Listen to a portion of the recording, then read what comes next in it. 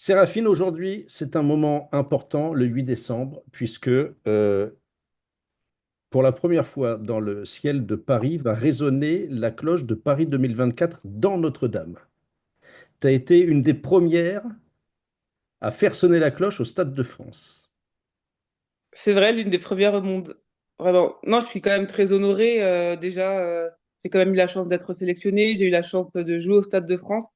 J'aurais pas pu rêver mieux, je pense. Honnêtement, ma mère est venue pour les premières fois aussi me voir jouer au rugby cette année, donc c'était quand même incroyable. Et au-delà du résultat, c'est aussi ce que je retiens quand même pour mon année 2024 et pour cette Olympiade.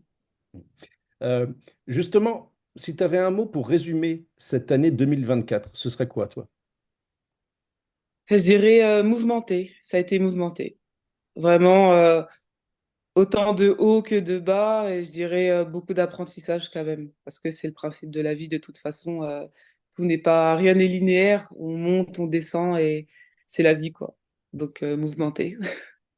Paris 2024, on s'était croisé quelques jours avant à Marcoussis, juste avant que tu rentres dans le village olympique. Tu dis qu'effectivement, tu as pris du recul maintenant. Ça reste quand même un bon souvenir, au final, cette expérience-là. Oui, après, j'avoue qu'au départ, c'était très difficile. J'ai d'ailleurs été accompagnée psychologiquement parce que j'ai eu du mal à digérer. J'avais tellement pour objectif cette médaille d'or et rien d'autre que que j'ai eu du mal à réaliser. J'ai vraiment réalisé déjà qu'on avait perdu quand on joue contre l'Irlande. C'est-à-dire que même après la défaite contre le Canada, j'arrivais toujours pas à y croire. Et une fois que je me suis dit, mais en fait, c'est fini, il y a plus d'espoir, en tout cas pour aller chercher une médaille d'or, ben, ça a quand même été très dur. Après, avec le recul, je me dis, on a fait un record, 66 000 personnes. Ma famille était là, j'ai porté le maillot de l'équipe de France, j'ai tout donné sur le terrain. Et je me dis, je dois être aussi contente de ça, parce qu'il y en a qui n'ont pas eu la chance de jouer, il y en a qui n'ont pas eu la chance de porter le maillot. Il y a des familles qui se sont déplacées pour certaines joueuses et qui n'étaient pas sur le terrain. Donc après, avec le recul, je me dis que c'était quelque chose d'incroyable et j'ai envie d'en faire quelque chose de beau. Enfin, j'ai envie que plus tard, quand je tournerai la page réellement du rugby, j'ai envie de me dire, c'était un truc de fou, quoi. Et j'ai pas envie de garder cette défaite, en tout cas au premier plan. Euh, Compliqué, effectivement, un coup sur la tête au début. Pourtant, le lendemain, le dernier jour, vous arrivez à vous remobiliser. Vous gagnez deux rencontres, vous terminez cinquième. C'est quoi? C'est l'orgueil, la fierté qu'a parlé? On est quand même à la maison, donc on se devait de finir sur une bonne note. Même si ça a été dur de perdre contre une belle équipe du Canada qui a su nous jouer. Je pense qu'il fallait terminer absolument sur deux bonnes notes parce que avec 66 000 personnes, c'était un devoir, quoi. C'était un devoir. Il fallait qu'on montre aussi notre envie, qu'on avait envie à toute la France. Qu'est-ce qui s'est passé dans les heures qui ont suivi la cinquième place? C'était très compliqué parce que en fait, on est partagé entre ce truc de dire, bah, on n'a pas rempli notre mission, mais on est quand même au Stade de France. On est quand même au Stade de France, il y a du monde, enfin, il y avait énormément de monde, c'était incroyable. Tout ce monde s'est déplacé pour nous voir, pour nous encourager, pour nous soutenir. Donc, c'était vraiment un entre-deux. C'est pour ça que je parle vraiment de haut et de bas, même sur le plan émotionnel. C'était très aléatoire. Donc, c'est pour ça que de prendre du recul, ça fait aussi du bien. Tu as pu couper quand même? Parce que tu as quand même rebasculé très vite hein, sur un autre projet, on va y venir dans un instant, mais est-ce que tu as pu couper justement en août? J'ai coupé réellement une semaine. J'avoue que c'est pas beaucoup, mais je pense que c'est aussi mon tempérament. Donc ça me va très bien. Comment ça s'est produit justement, cette bascule à 15? C'était quelque chose que tu mûrissais déjà? Oui, c'était déjà prévu en amont, en tout cas que je postule. Puis après, j'ai pu être sélectionnée pour cette aventure, pour cette tournée. Après, je vais le dire comme ça, j'ai encore beaucoup de travail. Ouais. Euh, Pourtant, tu as été nommé, élu dans la Dream Team féminine de rugby à 7 au World Rugby Awards. Qu'est-ce que tu as éprouvé quand tu as eu cette distinction? c'est un honneur. Après, j'avoue que j'ai encore un peu de mal avec les distinctions un petit peu individuelles parce que je suis aussi très concentrée sur le collectif. Parce que je vais le dire comme ça, j'aime un collectif qui perf plutôt qu'un individu. Mais bon, après, ça fait toujours plaisir de recevoir des prix et je me dis que je suis quelqu'un qui travaille beaucoup, j'aime beaucoup travailler et c'est aussi une récompense que je prends les bras ouverts.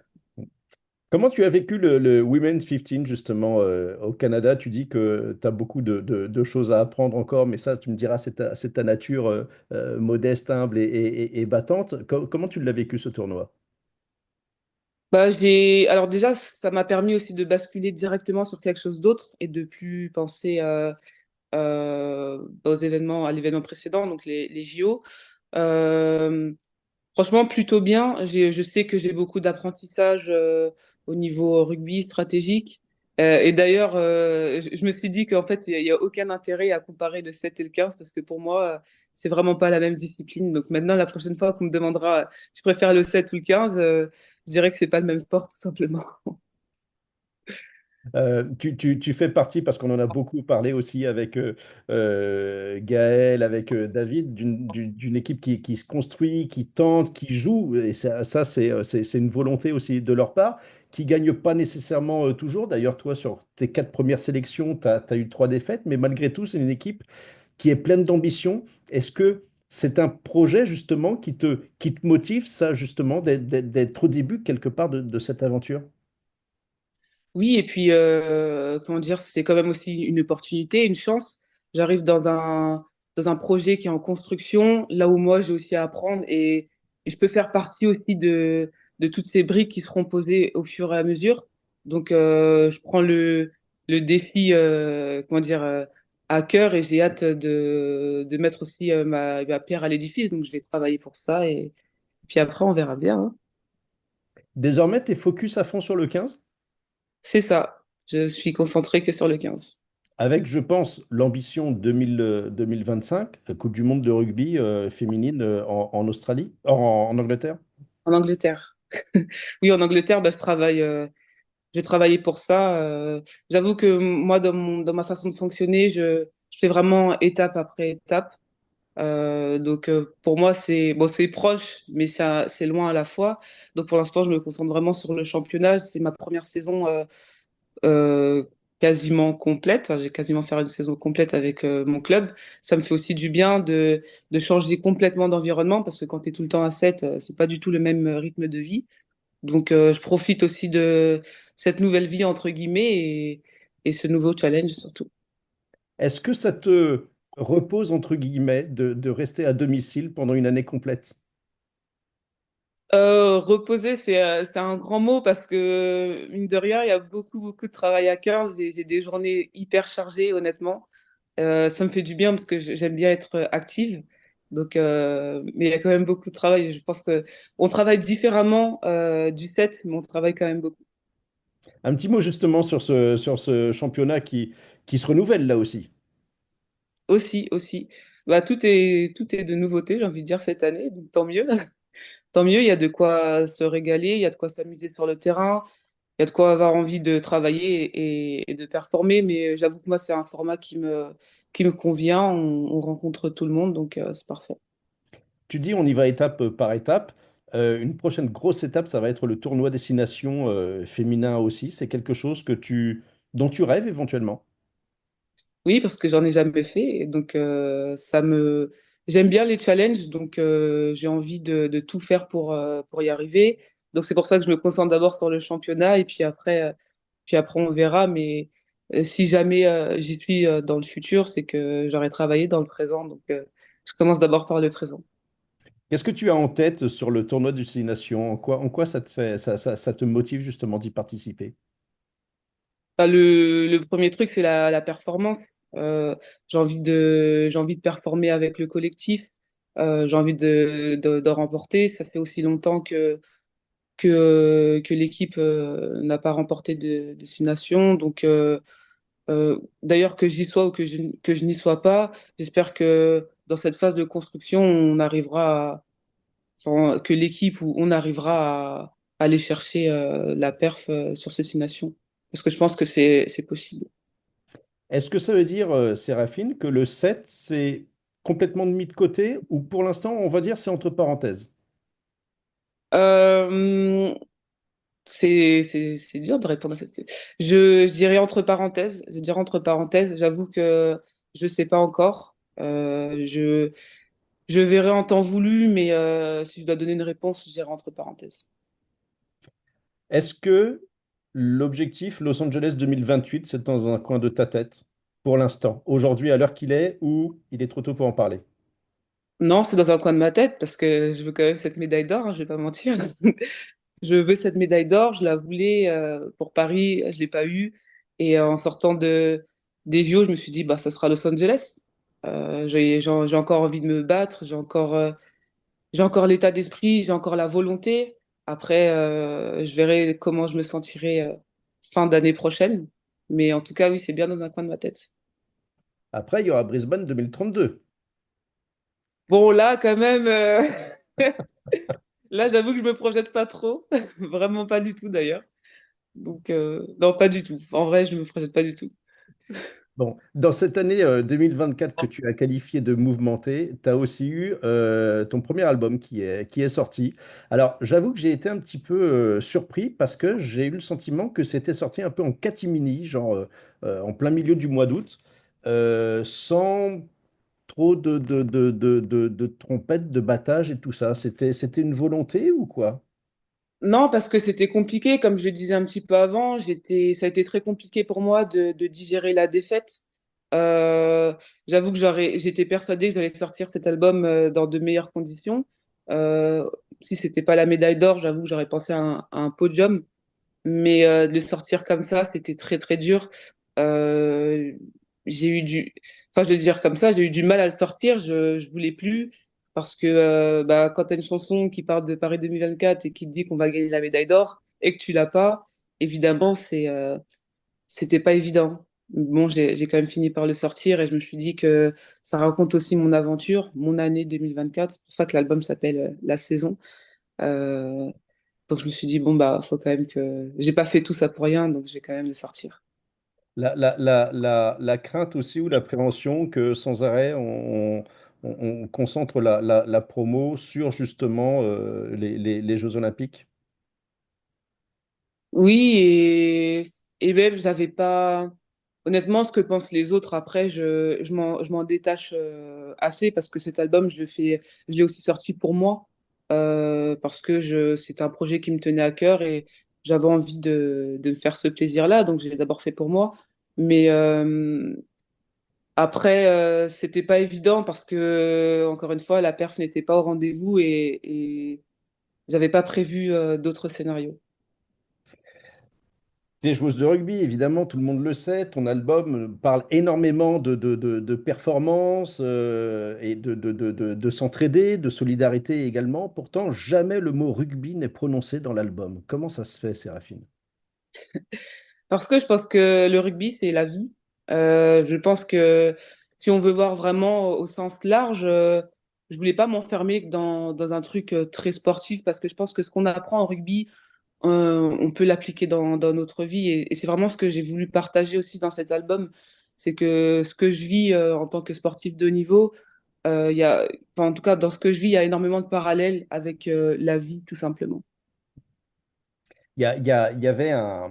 J'avais écouté ça attentivement, la chanson Si t'y crois. Je me dis, celle-là, elle a été composée pour toutes les joueuses que tu croisées, qui n'ont pas eu la chance d'avoir du succès. Et je ne parle pas JO, hein, évidemment, là-dessus, parce que ta carrière, je suis désolé, ne se résume pas à une cinquième place au JO. Je rappelle la médaille d'argent à Tokyo, par exemple, tu vois, ne serait-ce que ça.